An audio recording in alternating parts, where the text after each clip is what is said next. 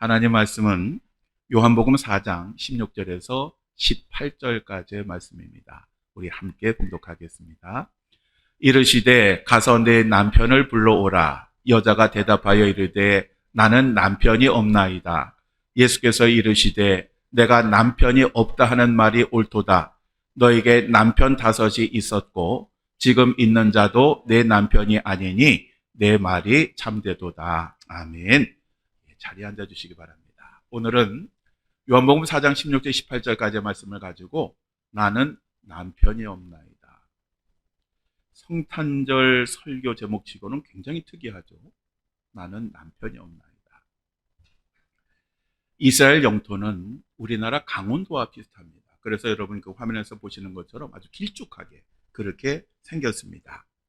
그리고 사마리아는 어디에 있느냐? 그 중간쯤에 위치해 있습니다. 이 사마리아는 예전에 북이스라엘의 수도였습니다. 즉 솔로몬 왕이 죽은 후에 이스라엘이 두 나라로 갈라집니다. 북이스라엘과 남유다로 나누어지는데 이 북이스라엘의 왕이었던 여로보암은 자기가 통치하는 백성들이 예루살렘 성전을 그리워하고 찾아가는 걸 막기 위해서 베델과 단에다가 금송아지를 만들었습니다. 그리고 그것을 바로 이것이 우리의 하나님이다. 너희들은 이것만 섬기거라. 그래서 북이스라엘은 처음부터 멸망할 때까지 우상을 숭배하였습니다. 그리고 6번째 왕이었던 오므리는 세멜이라고 하는 사람으로부터 은 2달란트를 주고 땅을 샀습니다. 그리고 거기에다가 성읍을 하나 건설했는데 그것이 사마리아라고 하는 곳이었습니다. 그리고 이 사마리아를 북이스라엘의 수도로 삼았습니다. 이 사마리아는 이스라엘 중간에 있어 교통의 요충지였고요. 이 바위 위에 있는 도시였습니다. 그래서 당시 사람들은 이 사마리아는 난공불락의 요새라고 그렇게 믿었습니다. 그런데 북이스라엘의 마지막 왕이 된 호세아 때에 아수르 제국의 공격으로 이 사마리아가 점령을 당하게 됩니다. 아수르 왕은 이곳을 점령한 후에 이곳에 살던 사람들을 다 끌고 자기 나라로 끌고 갔습니다. 그리고 그 빈자리에 바벨론이나 외국으로부터 사람들 끌어다가 거기다 갖다 채웠습니다. 그래서 그때부터는 외국인들이 주된 그러한 성읍이 되었는데 문제는 이제 그 외부에서 온 사람들하고 끌려가지 않고 남아있던 그 사마리아 사람들하고 결혼을 하면서 혼혈아들이 생기기 시작했습니다. 그런데 이스라엘 사람들은 혈통을 얼마나 중요하게 생각하는지 이 혼혈인이 생기게 되자 이 사마리아 사람들을 자기 동족 취급을 하지 않았어요. 오히려 피가 더럽혀졌다고 개같이 취급을 하는 그런 상황에 이르게 되었습니다. 현재 이 사마리아의 위치는 요르단강 서안지구, 요즘 뉴스 많이 나오죠. 요르단강 서안지구에 있는데요. 그때는 사마리아 사람들이 살았지만 지금은 팔레스타인 사람들이 그 지역에 거주를 하고 있습니다. 그래서 이스라엘 사람들은 지금도 이곳에 가기를 굉장히 꺼려합니다. 제가 군에서 복무할 때에 2달 동안 이스라엘에서 유학을 했는데 그때 제가 이 사마리아를 한번 가보고 싶었습니다. 그래서 아내하고 둘이서 차를 빌려가지고 이 사마리아를 찾아갔는데 하여간 그 가는 곳곳에 이스라엘 군대 삼엄한 경비가 있었고요. 어쨌든 그래도 그 입구까지 갔습니다. 입구까지 가서 이제 마지막 관문소만 통과하면 들어갈 수 있었는데 얘들이 얼마나 까다롭게 하는지 도저히 들어갈 수가 없었습니다. 그래서 그 사마리아 입구까지 갔다가 다시 돌아 나왔는데 이게 나올 때가 정말 힘들어요. 들어갈 때는 크게 문제없이 들어갔거든요. 근데 나올 때는 사마리아에 갔다가 왔다고 하는 죄로 저희가 탄 차의 문자까지 검문을 당할 정도로 그렇게 심하게 검문을 당했습니다. 그러니까 제가 그때 느낀 게 뭐냐면 이 사마리아라고 하는 곳이 예로부터 이 이스라엘 사람들에게 있어서는 진짜 적과 같은 그러한 곳이고 또 철저하게 통제를 당하는구나. 지금도 이 사마리아 접근이 정말 어렵습니다. 그러니까 이런 것들을 보면 이스라엘 사람들이 사마리아를 어떻게 생각하는지 짐작하고도 남습니다.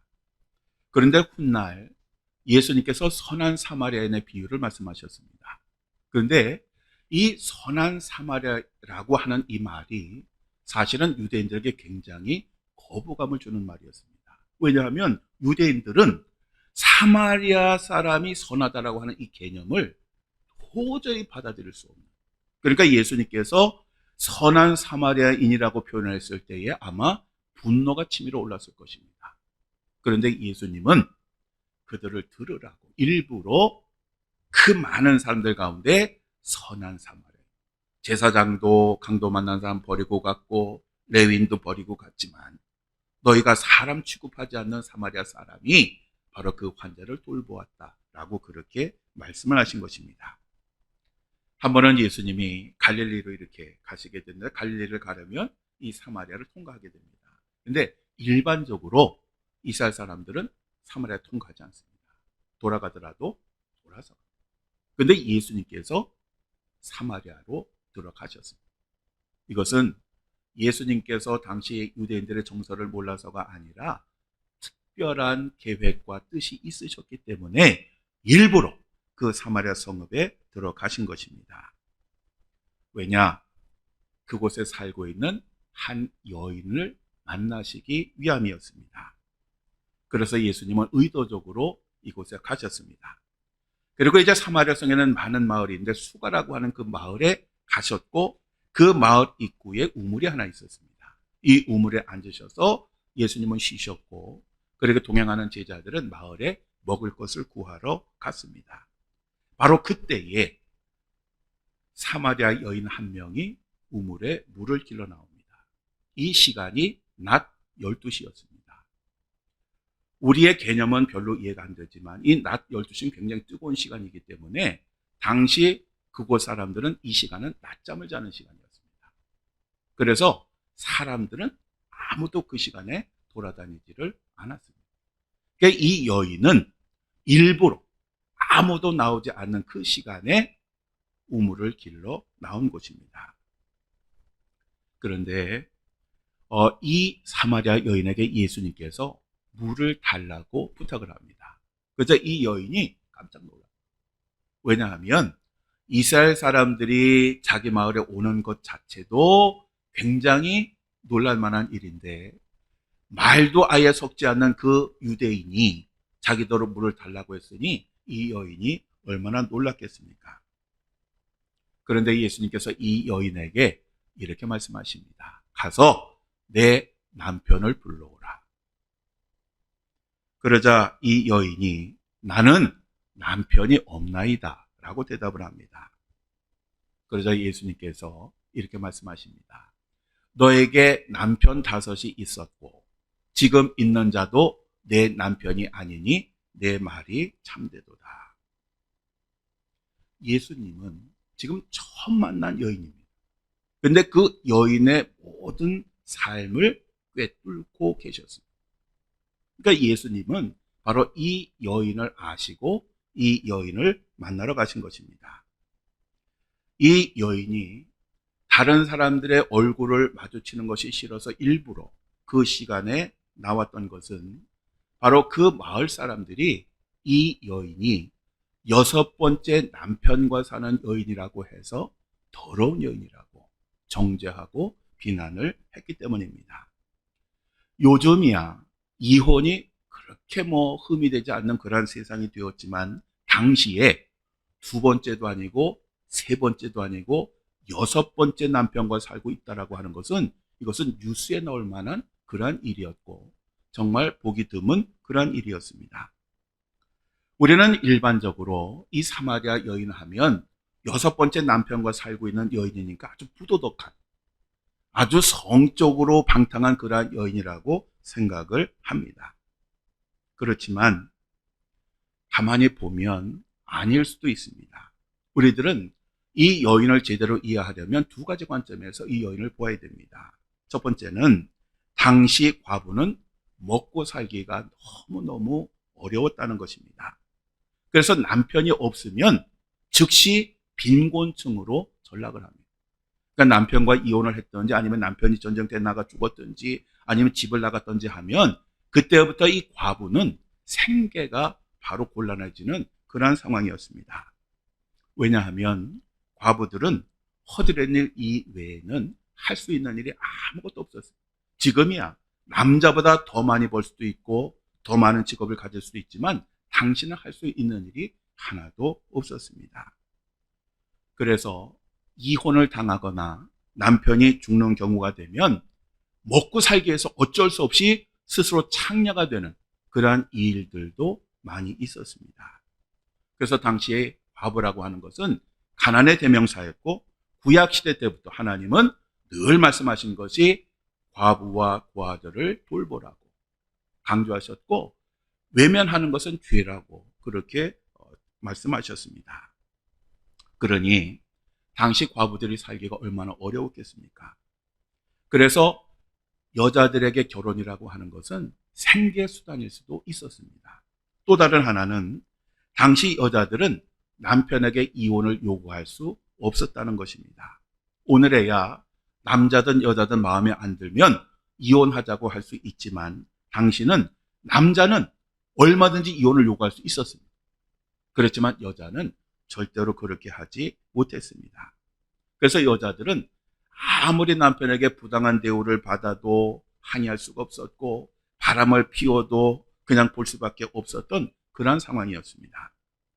왜냐하면 종교적으로 그리고 사회적으로 이혼이라고 하는 것은 자살 행위와 같았기 때문입니다. 그만큼 당시는 철저하게 남성 중심의 사회였습니다. 당대 최고의 율법학자로 사람들에게 존경을 받았던 힐렐이라고 하는 랍비가 있습니다. 이 랍비가 이혼 규정에 대해서 이렇게 이야기를 했습니다. 만약 당신의 아내가 집을 너무 더럽게 하거나 요리도 하지 않고 설거지도 하지 않거나 당신이 집에 들어왔을 때 밝게 웃지 않거나 다른 여성이 아내보다 더 좋아 보이면 이혼 증서를 쓸 수 있다. 얼마나 말도 안 되는 얘기입니까? 아니 집에 들어왔는데 웃지 않을 수도 있지. 뭐 웃지 않았다고 뭐 이혼을 증서를 합니까? 또 뭐 다른 여자가 더 좋아 보인다. 그렇다고 어떻게 자기 아내를 버릴 수가 있습니까? 그런데 이 존경받는 랍비가 이야기할 만큼 당시 사회가 그랬습니다. 그러니 과부로 살아간다라고 하는 것 이거는 정말 힘들고 어려운 것입니다. 물론 이 사마리아 수가성에서 6번째 남편과 살고 있던 이 여인이 어떤 삶을 살았는지 성경은 말씀하지 않습니다. 다만 제가 말씀드리고자 하는 것은 6번째 남편과 산다고 부도덕한 여인, 성적으로 방탕한 그러한 여인은 아닐 수도 있다는 것입니다. 그런데 분명한 것은 있습니다. 그것은 이 여인은 남편을 별로 사랑하지 않는다라고 하는 것이고 또 하나는 삶의 갈증에 허덕이고 있었다라고 하는 것입니다. 그래서 이 여인은 사람들의 눈을 피해서 그 우물가에 나왔지만 예수님께서는 그 여인의 아픔을 아셨다라는 것입니다. 죄인들을 불러서 회개시켜 구원하시기 위해서 이 땅에 오신 그 예수님은 그래서 의도적으로 이 여인을 찾아가신 것입니다. 그리고 그 여인에게 이렇게 말씀하십니다. 우리 함께 읽겠습니다. 이 물을 마시는 자마다 다시 목마르려니와 내가 주는 물을 마시는 자는 영원히 목마르지 아니하리니 내가 주는 물은 그 속에서 영생하도록 솟아나는 샘물이 되리라. 아멘. 이 여인의 가장 근본적인 문제, 인생의 갈증, 죄로 인한 절망, 바로 이러한 마음을 아시고 예수님께서는 바로 이 여인에게 이러한 것을 말씀을 하신 것입니다. 우리 세상 사람들은 본능이 뭐냐 하면 사람들을 보면 그 사람의 죄를 찾고 부정적인 것을 찾습니다. 그래서 우리들은 칭찬하는 것보다 욕하고 비난하는 것에 훨씬 더 익숙하고 자연스럽습니다. 그런데 예수님은 사람들을 보실 때 그런 눈으로 보시지 않습니다. 우리 예수님은 우리를 볼 때에 우리 안에 있는 서름, 우리 안에 있는 상처, 우리 안에 있는 갈등, 그리고 우리 안에 있는 아픔을 보시는 분이십니다. 그래서 예수님은 우리에게 오셔서 우리들을 안아주시고 우리를 품어주시는 것입니다. 요한복음 8장에 보면 바리새인들과 서기관들이 아주 분노에 가득 차가지고 한 여인을 끌고 옵니다. 이 여인은 간음하는 현장에서 잡힌 그러한 여인입니다. 그래서 이 더러운 여인을 이들은 분노에 가득해서 예수님에게 끌고 와서 이렇게 말을 하죠. 율법에 의하면 이 여인은 돌로 쳐 죽여야 됩니다. 예수님, 어떻게 할까요? 그때 예수님 어떻게 하셨나요? 땅에 앉으셔가지고 그냥 그저 글을 쓰시다가 조금 있다 일어나신 후에 사람들에게 너희 중에 죄 없는 자가 먼저 돌로 치라 라고 말씀하십니다. 이 여인을 끌고 올 때는 분노가 가득했던 사람들이 죄 없는 자가 먼저 돌로 치라는 이 이야기를 듣고 양심이 찔렸습니다. 그래서 그들은 그 여인을 치려고 들고 있던 그 돌을 하나하나 버려두고 현장에서 다 떠나버렸어요. 그래서 결국 가나마다 끌려온 여인하고 예수님 두 사람만 남았습니다. 그저 예수님께서 여인에게 이렇게 말씀하셨습니다. 우리 함께 읽겠습니다. 나도 너를 정죄하지 아니하노니 가서 다시는 죄를 범하지 말라. 그리고 더불어 이 여인에게 이렇게 말씀하셨습니다. 이것도 함께 읽겠습니다. 나는 세상의 빛이니 나를 따르는 자는 어둠에 다니지 아니하고 생명의 빛을 얻으리라. 아멘. 바로 이것이 예수님께서 이 땅에 오신 이유입니다. 오늘 이 성탄절은 예수님께서 우리를 찾아오신 날, 우리를 만나러 오신 날, 그리고 우리들의 죄와 허물과 아픔과 슬픔과 서름을 모두 끌어안으신 날이에요. 그래서 기쁜 날이에요. 옛날에 어느 그 수녀가 예수님을 환상 중에 만났다라고 주장을 했습니다. 그런데 그 교구의 주교는 이 수녀의 말을 믿질 않았습니다. 어느 날 이 주교가 수녀를 찾아와서 이렇게 물었습니다. 수녀님, 정말 당신은 예수님과 이야기를 나누셨습니까? 그러자 수녀는 예, 정말 그랬습니다 라고 말을 합니다. 그러자 이 주교가 이렇게 말을 합니다. 그러면 예수님을 또 한 번 뵙거든 그분께 이런 질문을 드려주세요. 지금의 주교가 주교자에 오르기 전에 지은 가장 큰 죄가 무엇이었는지 말이지요. 이 주교는 이 수녀가 예수님을 만났다는 것을 도저히 인정할 수가 없었습니다. 그래서 하나님과 자신만이 아는 가장 큰 죄, 이것을 정말 이 수녀가 알 수 있는지 그것을 테스트하려고 물어봤던 겁니다. 3개월이 지나서 이 수녀가 주교를 찾아갔습니다.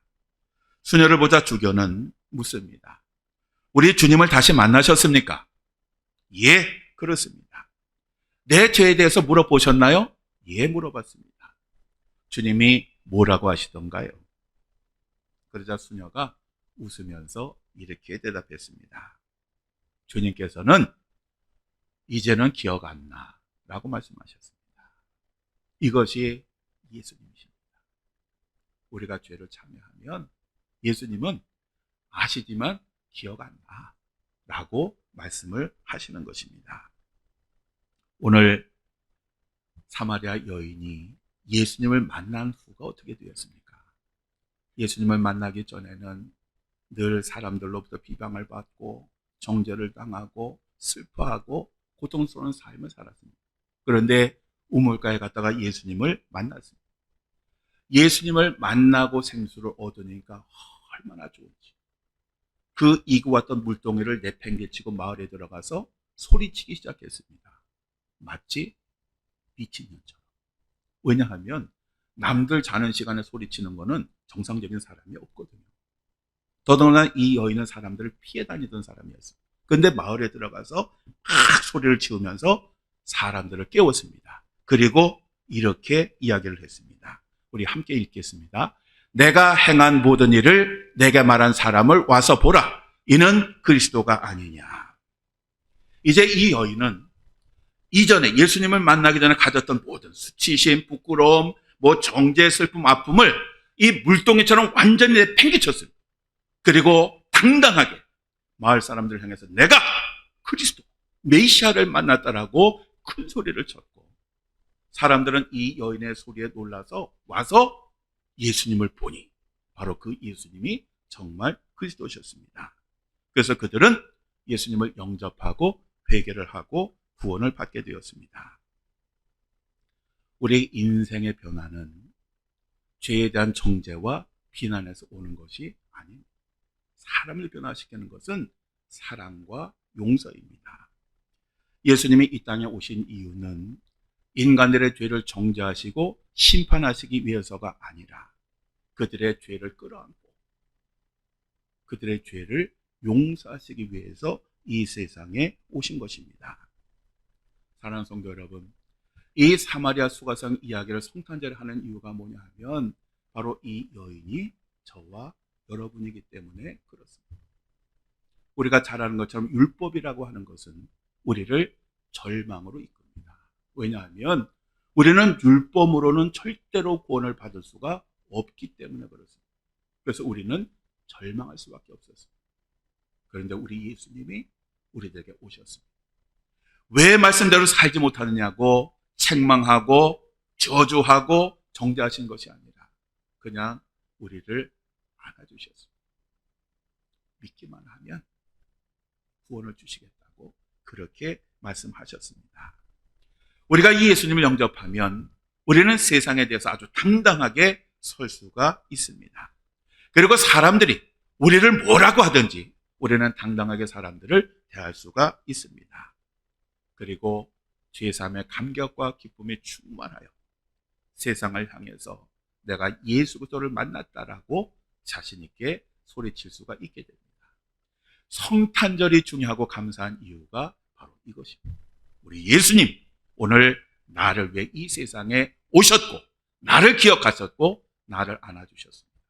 이거보다 더 큰 축복 어디에 있겠습니까? 여러분에게 즐거운 성탄절이 되시기를 주님의 이름으로 간절히 축원합니다. 기도하시겠습니다. 2000년 전에 사마리아 수가성의 여인과 같은 삶을 살던 저희들을 찾아오신 주님을 찬양하고 감사와 경배를 드립니다. 저희 모두가 멀리 계신 주님을 바라보며 살아가는 삶이 아니라 저희 안에 모시고 영원토록 함께하는 삶을 살아가게 하옵소서. 저희 가운데 영생하도록 솟아나는 샘물을 주시고 더 이상 인생의 갈증으로 고통당하고 절망하는 삶에서 벗어나게 하옵소서. 예수님 한 분만으로 만족하는 삶을 살게 하시고 이렇게 좋은 예수님을 세상에 기쁨으로 전하는 저희들이 되게 하여 주옵소서. 성탄의 놀라운 감격과 기쁨을 모든 세상 사람들과 함께 누리게 도와주옵소서. 우리 주 예수 그리스도의 이름으로 기도드립니다. 아멘.